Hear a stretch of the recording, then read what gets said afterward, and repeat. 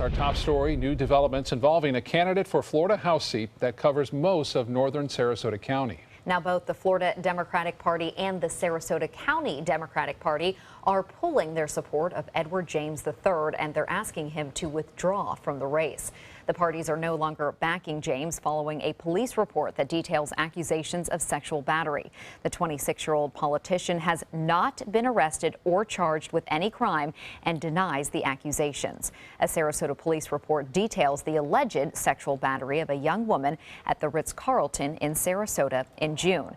The accuser called 911 to report that Edward James III assaulted her, but James told police the act was consensual. After officers arrived and testimonies were given, the accuser later decided not to pursue the case, and prosecutors concluded there was insufficient evidence to continue with an arrest or charge. Today, we spoke with the chairwoman of the Sarasota County Democratic Party.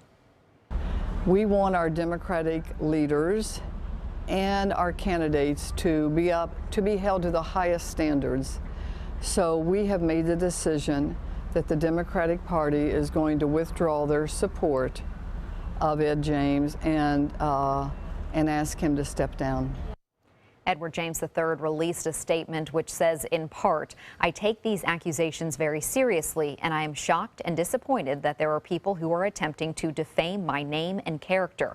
I am and have always been a believer in consent."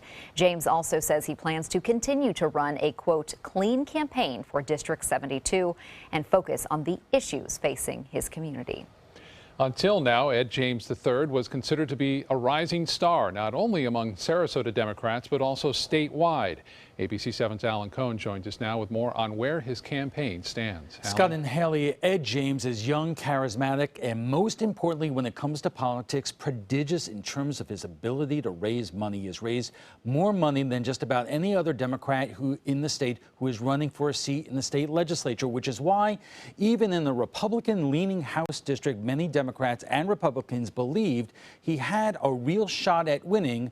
Until now, the Democratic Party, both in Sarasota County and Florida Democratic Party, couldn't have pulled the plug any quicker in terms of pulling their support and asking James to drop out of the race. The reason is simple. Although James has not been charged with anything, although he has no history of this kind of behavior anyone is aware of, at a minimum, the incident indicated bad judgment, party officials tell us, and given what is happening in the presidential campaign, Donald Trump's lewd, crude, recorded statements boasting about forcing himself on women, and the growing allegations it wasn't just talk, the last thing party officials want is to be hypocritical in terms of blasting Trump while ignoring allegations involving a Democratic candidate. The contrast here is Democrats have disavowed Ed James, while both local and national Republican chairs are sticking with Donald Trump.